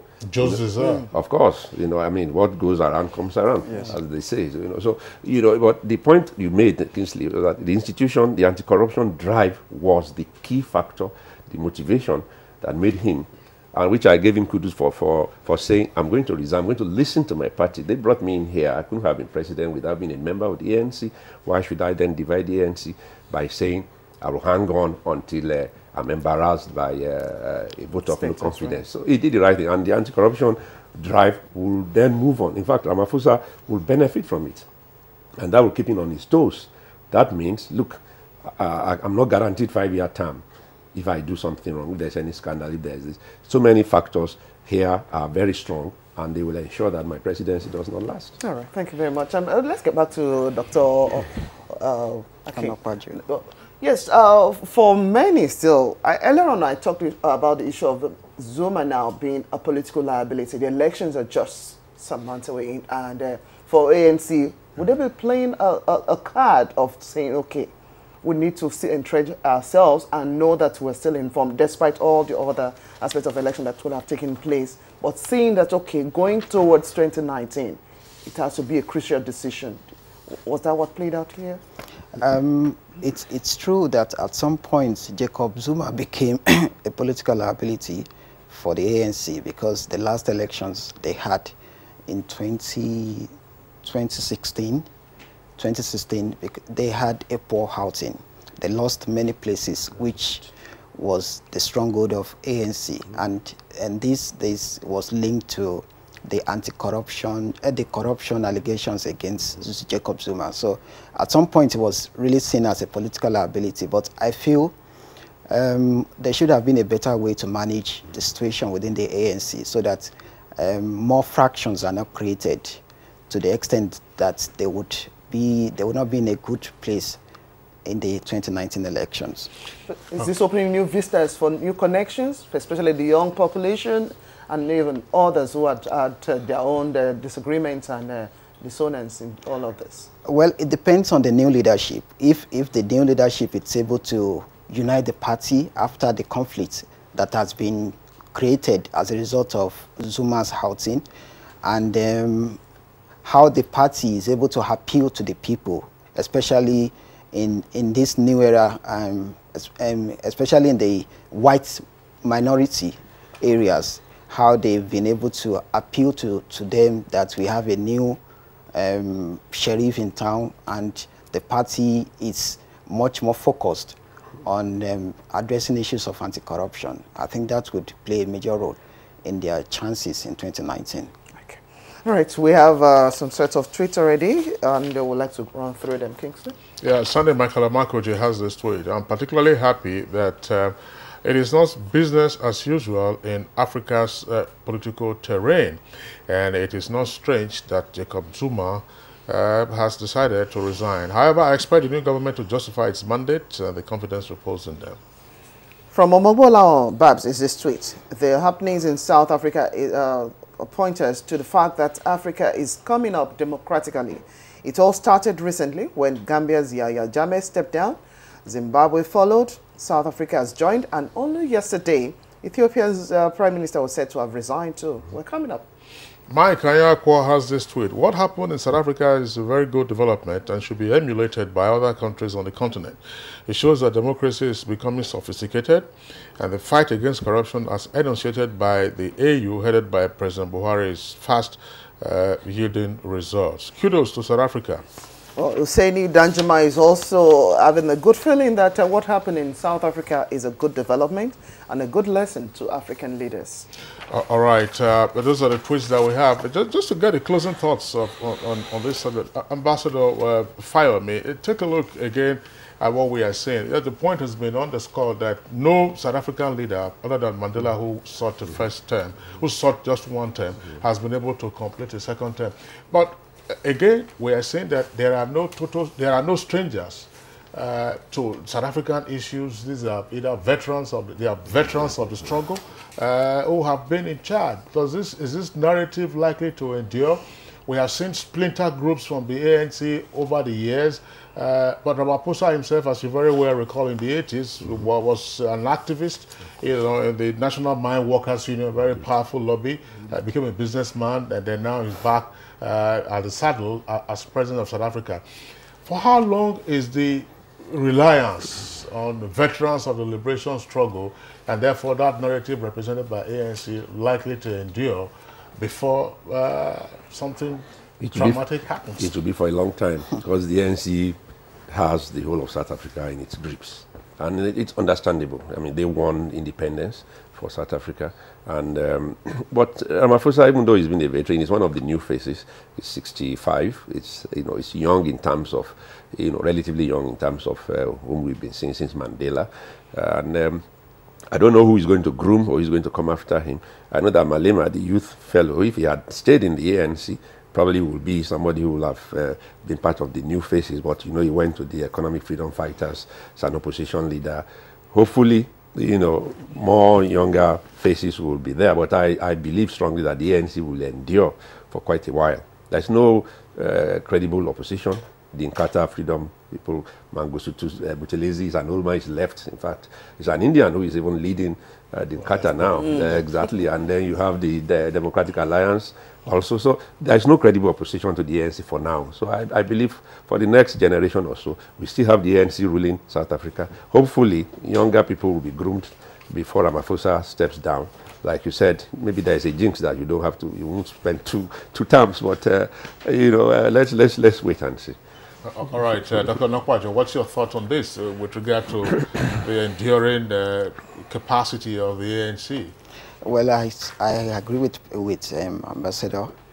ANC is going to be there for a very long time. The veterans, the history of South Africa, it's about anti-apartheid struggle. And these people played a significant role in modern South Africa.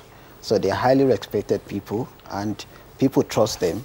So they are going to be there for a very long time. So I don't see any credible opposition against the party. All right, thank you very much. We have other reactions now. Habila Kwarazak, she says, the current happenings in South Africa and Ethiopia is a very welcome development in our continent. It has shown how Africa's democracy is growing. It's good when leaders accept responsibility and consider national interest at the expense of personal interest. Well, this is from Weme Dimo, SCNO War. It says, I think the ANC is afraid of possibilities of losing at the elections. Thus, bring in new men when the end of a tenure is near. Good strategy.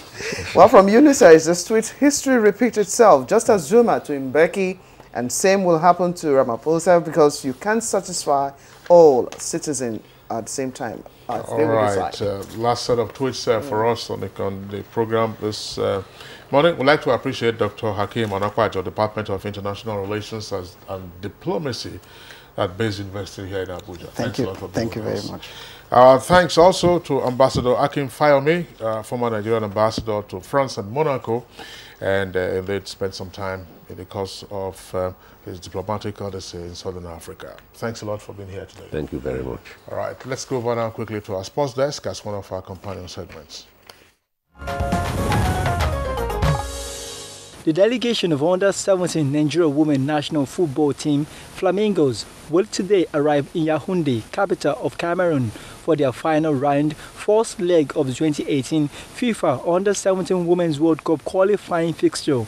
Both teams played out 2-2 draw in the first leg at the Samuel Ogmudia Stadium, Benin City, a fortnight ago. The Flamingos head coach Balain Kiu, however, remains confident that the girls will beat Cameroon to qualify for the 6th edition of the FIFA Under-17 Women's World Cup. That is just the level we are now. We believe that we can do it. The players also believe that they can learn from the past mistake, and definitely we are ready. Meanwhile, Peace F's last grabs header helped Nigeria's Super Falcons beat Mali 1-0 at the WAFU Women's Cup of Nations in Abidjan on Thursday evening. The Super Falcons fixture against Mali was rescheduled from 4 p.m.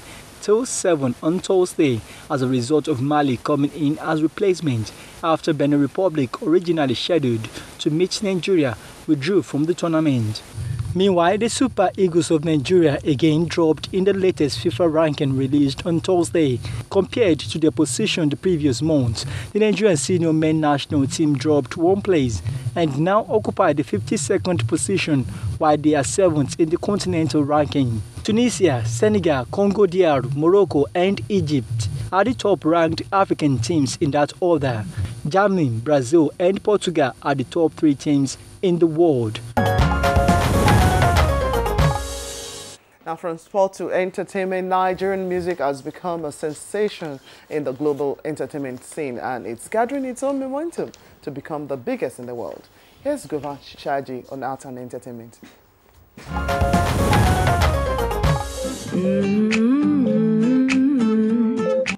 This list is targeted at shedding spotlight on the big names behind the creative direction of music-making process in Nigeria. Don Jazzy Michael Collins Ajare is a multi-award-winning record producer, singer, songwriter, and musician, as well as current CEO of the Marvin Records label. The Abia-born producer has over 100 hit songs to his credit.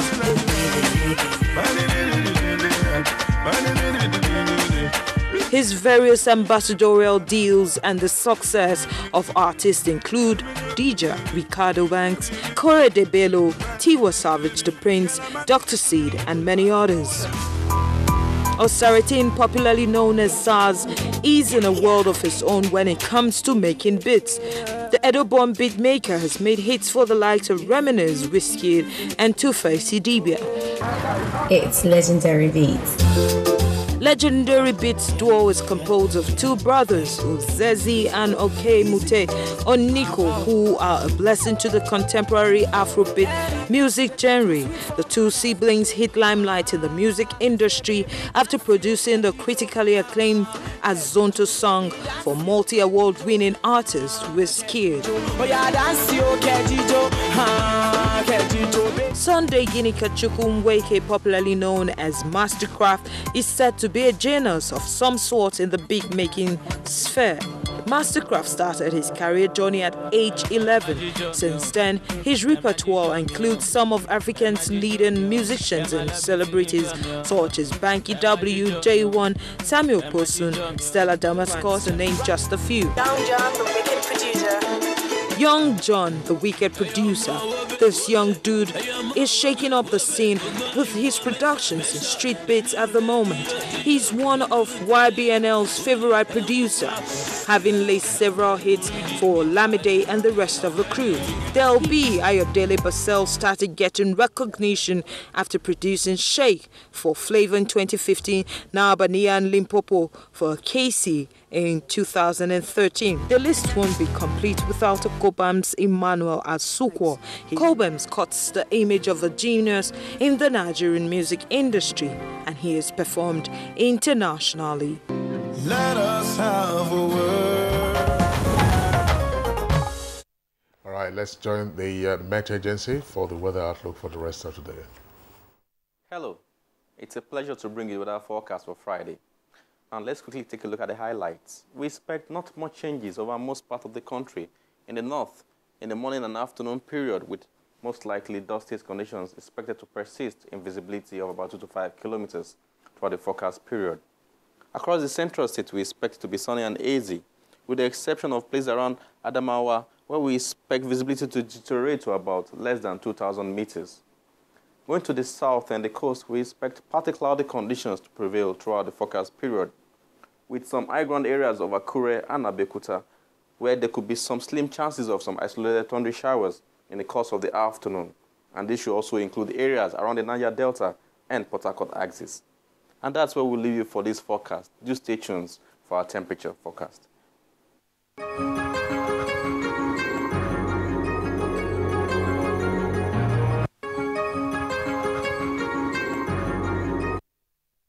It's been a great week of great discussion. We hope you'll join us again on Monday for another interesting edition starting that week. My name is Blessing Abu. I wish you a very fruitful weekend. And I'm Kingsley Osadolo. I join Blessing in thanking you for being with us today. We hope you enjoy your weekend. And before then, have a nice day.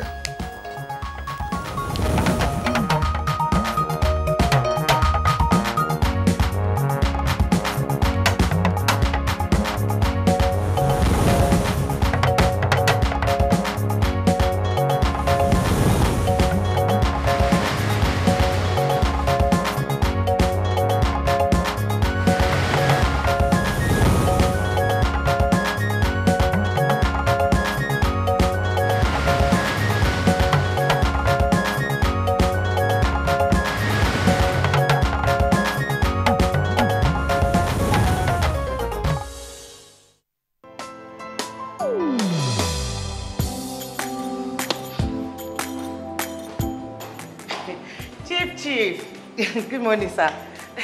You are here already? No. Now my spirit day, my body day for house. What kind of question is that? Were you not the one that fixed this meeting for 8 a.m.? You are now coming by 10 a.m. and start asking me jab questions. But Chief, now I'm sorry. Don't you also go late for meetings sometimes?